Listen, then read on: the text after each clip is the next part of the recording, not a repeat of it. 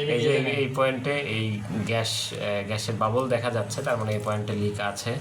এই যে ইজিলি বোঝা যাচ্ছে যে উপর সাইডে যে উপর দিক দিয়েই গ্যাসটা বের হচ্ছে। আসলে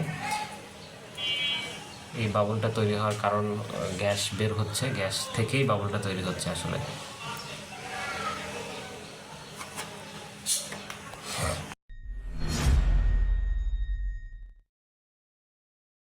আচ্ছা, যেহেতু এই পয়েন্টে লিক করতেছিল, সো এখানে আমরা একটু থ্রেড টেপ পেঁচিয়ে নিলে এটার সিলিংটা আর একটু ভালো হবে।